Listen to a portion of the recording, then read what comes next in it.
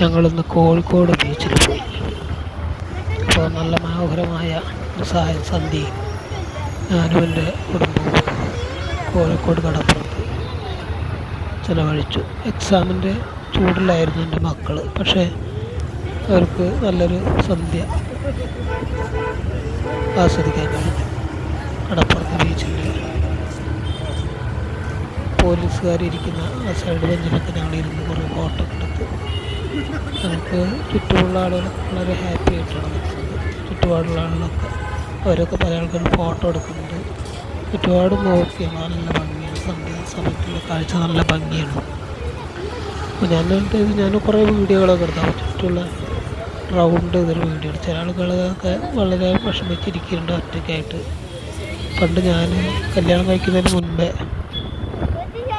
ഇതേപോലെ കോഴിക്കോട് കടപ്പുറത്ത് വന്നിട്ട് ഒറ്റയ്ക്ക് ഇരുന്നിട്ട് പോകാറുണ്ടായിരുന്നു. ഇന്ന് കൂട്ടമൊന്നും ഉണ്ടായിരുന്നില്ല.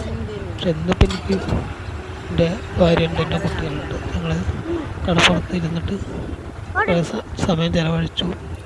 ബീച്ചിലുള്ള നമ്മളെ കടല മസാല ഇട്ടത് കഴിച്ചു. നല്ല ചൂട് ചായ ഉണ്ടായിരുന്നു. ചായ കുടിച്ചു. സൂര്യൻ അസ്തമിക്കുകയാണ്. അത് നോക്കി ഞങ്ങൾ കുറേ നേരം കൊടുത്തു. അപ്പോൾ തൊട്ടപ്പുറത്ത് മുട്ട പുഴുങ്ങിയിട്ട് കടയത്തെ ആൾക്കാർ അതെ ഇതാക്കുന്നുണ്ട്. ഞങ്ങൾ മോൾക്ക് ചായ വേണമെന്നുണ്ടപ്പോൾ ചായ കൊടുത്തു പോകും.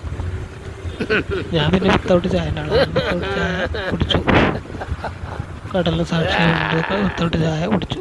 മോനും മോളും അത് ഭക്ഷണം കഴിക്കുന്ന മത്സരത്തിൻ്റെ തിരക്കിലാണ്. മോന് നല്ല ഇഷ്ടമായി.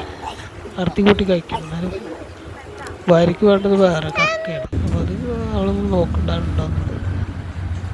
അവിടെ പണിയെടുക്കുന്ന ഹിന്ദിക്കാരാണ്. മലയാളികളൊന്നും തന്നെ ഇല്ല. ഇപ്പോൾ കടപ്പുറത്ത് പണിയെടുക്കുന്ന ആൾക്കാർ മലയാളികളില്ല. ഇപ്പോൾ അവിടെ ഉള്ളത് ഹിന്ദിക്കാരനാണ് ചായ ഉണ്ടാക്കുന്നത്. ഹിന്ദിക്കാരനാണ് സാധനങ്ങൾ എടുത്തു തരുന്നത്. പക്ഷെ എന്നാലും നല്ല സ്വഭാവം കേട്ടോ. അവരൊക്കെ ജീവിതം കണ്ടെത്തി കേരളത്തിൽ വന്നിട്ട്. അപ്പോൾ ഞാനെന്ത് ചെയ്തു, തൊട്ടപ്പുറത്തുള്ള കടയിലുള്ള കുറച്ച് ആളുകളോട് സംസാരിക്കാൻ തുടങ്ങി. അപ്പോൾ അവരുകൾ സംസാരിക്കുന്ന സമയത്ത് നല്ല രസമായിരുന്നു. അവരോട് എങ്ങനെയാണ് ഈ ഷോപ്പ് കിട്ടുന്നത്, ലേലത്തിൽ കിട്ടുന്നതാണോ? അപ്പോൾ അവരോട് 5 ലക്ഷം കെട്ടി വെക്കണം എന്നാലേ കിട്ടുള്ളൂ, കോർപ്പറേഷനിൽ 5 ലക്ഷം കെട്ടി വെച്ചാലേ കിട്ടുള്ളൂ എന്നൊക്കെ പറഞ്ഞു. അപ്പോൾ അവരുടെ ജോലിയിൽ തിരക്കിലാണ്. തൊട്ട് ബാക്കിലുണ്ടായിരുന്നു. അതിനിടയ്ക്ക് ഞാൻ ആകാശത്തേക്ക് നോക്കി. ഞങ്ങൾ കുറച്ച് കഴിഞ്ഞ് പുറത്തേക്ക് പോകും. പിന്നെ ബീച്ചിൻ്റെ വെള്ളം സൈഡിലേക്ക് വന്നു. തിരമാല നല്ല ശക്തിയായിട്ട് മക്കൾ ചെരുപ്പൊക്കെ സൈഡിൽ ഊരിയിട്ട് തിരിച്ചു വന്നു, ഒരുങ്ങി വന്നു. എനിക്ക് നല്ല ജലദോഷം ഉണ്ടായിരുന്നു, നല്ല ചുമ ഉണ്ടായിരുന്നു, മൂക്കടപ്പൊക്കെ ഉണ്ടായിരുന്നു. ഞാനും ആസ്വദിച്ചു. മൂക്കടപ്പുണ്ടെങ്കിൽ ഞങ്ങൾ അവിടെ കുറേ നേരം ചിലവഴിച്ചു. തിരക്ക് വളരെ കുറവാണ്. ബോട്ടുണ്ട്. അപ്പോൾ പുതിയതായിട്ട് തുടങ്ങിയാണ് ബോട്ടിൽ സഞ്ചാരം. ബോട്ടിൽ നടന്നുകൊണ്ടിരിക്കുകയാണ്. ബോട്ട് ആളുകളെ സന്ദർശകരെ കാത്തിരിക്കുകയാണ്. അപ്പോൾ നല്ല വലിയ തിരമാലകളൊന്നും വരുന്നില്ല, എന്നാലും ചെറുതായിട്ടുണ്ട്. സഞ്ചാരികൾ വളരെ കുറവാണ്. അപ്പോൾ അങ്ങനെയൊക്കെയാണ് പരിപാടികൾ. ഞാൻ കുറച്ച് ബാക്കിൽ നിന്ന് നമ്മളെ മക്കൾ കളിക്കുന്ന വീഡിയോ ഒക്കെ എടുത്തു.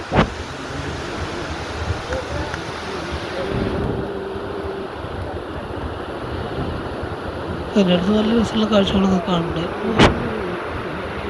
ദൂരെയുള്ള കാഴ്ചകളൊക്കെ നല്ല രസമായിരുന്നു.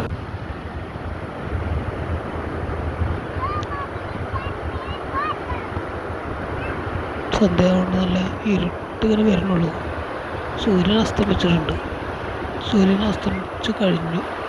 ആ സൂര്യൻ്റെ വെളിച്ചം ചെറുതായിട്ടിങ്ങനെ ഉണ്ട്. സൂര്യൻ്റെ വെളിച്ചം ഭൂമിയിൽ കുറച്ചൊക്കെ ഉണ്ട്. സംക്രമത്തിൻ്റെ സമയമാണ്. സൂര്യൻ അസ്തമിക്കുകയാണെങ്കിലും സൂര്യൻ്റെ വെളിച്ചം പോവുകയാണ്, രാത്രി ഇങ്ങനെ വരികയാണെങ്കിലും. കടൽ തിരമാലകൾ വിരഹവേദനയോടുകൂടി വന്നും പോയി കൊണ്ടേ നിൽക്കുന്നുണ്ട്. തിരേനോട് യാത്ര പറയുകയാണ്. തിര ഭയങ്കര സങ്കടത്തിലാണ്, തീരവും സങ്കടത്തിലാണ്. സങ്കടം കാണാൻ സാക്ഷികളായിട്ട് നമ്മളെപ്പോലെ പല ആളുകളും അവിടെ ഇരിക്കലുണ്ട്. ഏതായാലും ഭൂമിൻ്റെ ഈ ഒരു സവിശേഷത ഭയങ്കര പ്രത്യേകതയാണ്. പല കവികളും വർണ്ണിച്ചെഴുതിയിട്ടുണ്ട്. കടലും തീരവും തിരയും തമ്മിലുള്ള ദുഃഖങ്ങളെ സംബന്ധിച്ച് നല്ല മനോഹരമായ കവിതകൾ എഴുതിയിട്ടുണ്ട്.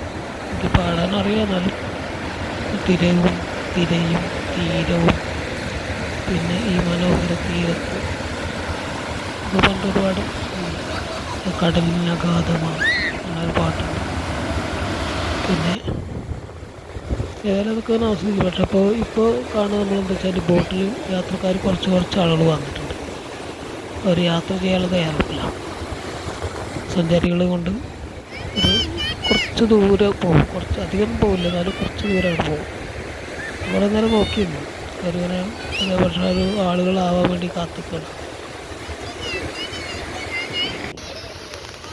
അപ്പോൾ ഞാൻ ദൂരേക്ക് എത്ര ദൂരം പോകുന്നുള്ളതൊക്കെ നോക്കി.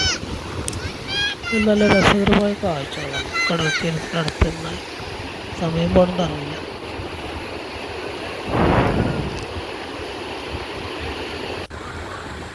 അപ്പോൾ പിന്നെ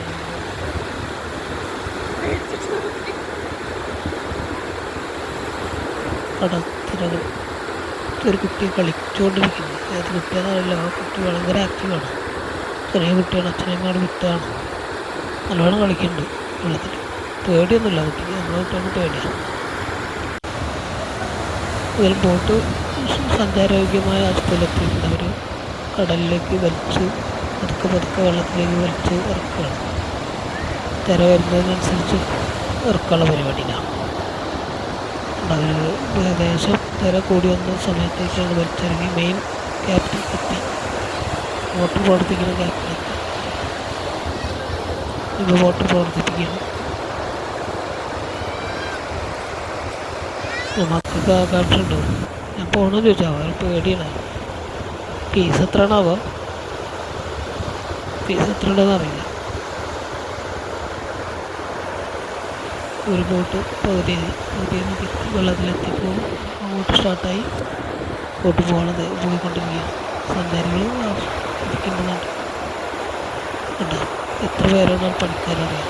1 2 3 ഇതാ റിസ്ക്കിയാണ് ബോട്ട്. പക്ഷെ അവർ ഭയങ്കരമായിട്ട് റിസ്ക് ഉള്ളത് കണ്ടോ. 2 പേര് വെള്ളത്തിൽ ഫുള്ള് മുങ്ങി. എന്നാലും പുറത്ത് അവർ മാറിയിരുന്നു. ബാക്കിയുള്ള 3 പേരാണ് ബോട്ടിൽ ജോലിക്കാരായിട്ട് പോകുന്നത്. ബാക്കിയുള്ള 3 പേരാണ്. എന്നാലും ബോട്ട് വളരെ സ്പീഡിൽ പോയി. വളരെ സ്പീഡിലാണ് പോകുന്നത്. ഞാൻ കഴിയാവുന്നത്ര വീഡിയോ എടുത്ത് പിടിച്ചു. എൻ്റെ മൊബൈലിൽ ക്യാമറ കിട്ടുന്നത്ര പിടിച്ചു. ഒരു റൗണ്ട് ചെയ്തിട്ടാണ് പോകുന്നത്. നേരെ കുത്തനല്ല. തിരമാലയ്ക്ക് ക്രോസ് ചെയ്യുമ്പോഴുള്ള ബുദ്ധിമുട്ട് കണക്കിലെടുത്തുകൊണ്ടാണ് അവർ ചെയ്യുന്നത്. എക്സ്പേർട്ടുകളാണ്. ഏതായാലും മുക്കന്മാർ കുട്ടികളാവും. അത് എന്തായാലും റിസ്ക് ജോബാണ്. ജീവൻ പണം വെച്ചാൽ അവർ മറ്റേതൊക്കെ വെച്ചിട്ടുണ്ട്, ഓവർകോട്ടൊക്കെ വെച്ചിട്ടുണ്ട്. പക്ഷേ ഈ പണിക്കാർ ഓവർകോട്ടൊന്നും വെച്ചിട്ടില്ല. ഒരു കറുത്ത ടീഷർട്ട് മാത്രമേ ഉള്ളൂ. അവർക്ക് അവരെ കൈമുതൽ ധൈര്യം മാത്രമാണ്. മറ്റേ സഞ്ചാരികൾക്ക് ഇതുണ്ട്. ഇത് മറ്റേ വെള്ളത്തിൽ വീണാൽ രക്ഷപ്പെടാനുള്ള ഒരു വസ്ത്രം ഉണ്ടല്ലോ, അതുണ്ട്. ഈ ജോലിക്കാർക്ക് അതില്ല. 3 പയ്യന്മാരാണ്. ഒരു കറുത്ത ഷർട്ടും ഇതുള്ളൂ. കുറച്ച് ദൂരെ പോയപ്പോൾ വേറെ ബോട്ടും എൻ്റെ ചിത്രത്തിൽ പെട്ടു. ഇതേപോലെയുള്ള ബോട്ടുകളായിരിക്കാൻ സാധ്യതയുണ്ട്. അപ്പുറത്തെ തീരത്ത് പോയത് അവർ 2 പേരും പരസ്പരം കണ്ടുമുട്ടി. കുറേ അവ തിരിച്ചു വരുന്നുണ്ടോ എന്ന് നോക്കിയപ്പോൾ കുറച്ച് കഴിഞ്ഞാൽ കാണാനില്ലാതായി. പിന്നെ ഞാൻ വീഡിയോ കട്ട് ചെയ്തു. കുറേ നേരം കട്ട് ചെയ്തിട്ട് പിന്നെ അവർ തിരിച്ചു വരുന്ന സമയത്ത് ഞാൻ എടുത്തത്. അപ്പോൾ അവർ വന്നുകൊണ്ടിരിക്കുകയാണ്. മറ്റേ ബോട്ട് അത് അങ്ങോട്ട് തീരത്തേക്ക് അടുത്തുകൊണ്ടിരിക്കുകയാണ്.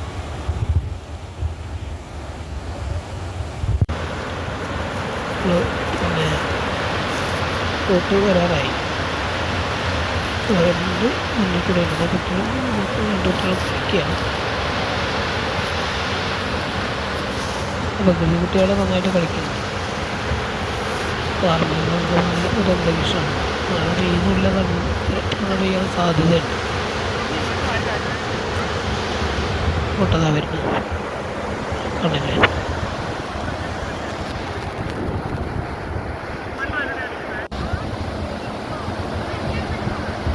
ഒരു കുത്തായിട്ട് ഇങ്ങനെ വരില്ല ദൂരെ നിന്നുള്ള ഉണ്ടോ.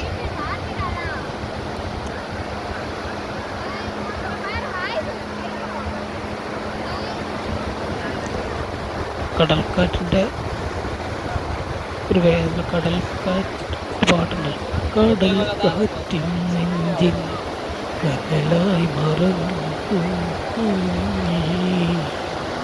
പാട്ടുണ്ടല്ലോ.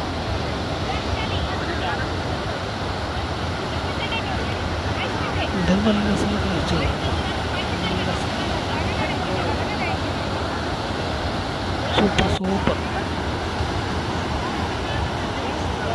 അടിപൊളി കാഴ്ച. കഴിഞ്ഞ് ഏതായാലും പോരാൻ നേരത്തെ അപ്പുറത്തായി പിന്നെ ഫ്രൂട്ട്സ് കടയിൽ നിന്ന് പൈനാപ്പിൾ നോക്കിയിട്ട് പൈനാപ്പിൾ കഴിച്ചു. രസമാണ്. ഭംഗിയുള്ള സന്ധ്യ ഇവിടെ പറയുകയാണ്. രണ്ടൊന്നും കൂടി അവിടെ പോയി ബോട്ട് വരികയാണ്.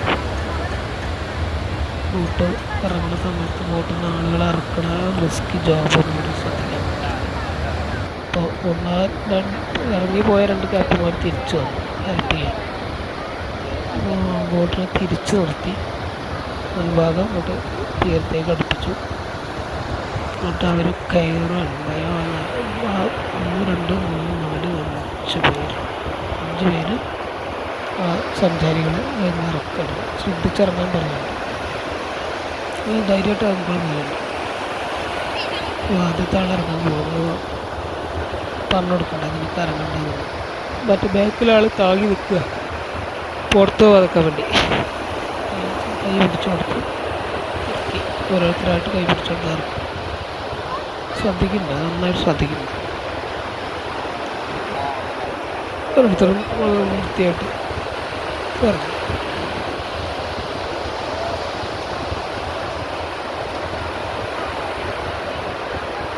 ഫോട്ടോ എടുക്കണം. അവരെ ബന്ധുവിനെ തോന്നുന്നു.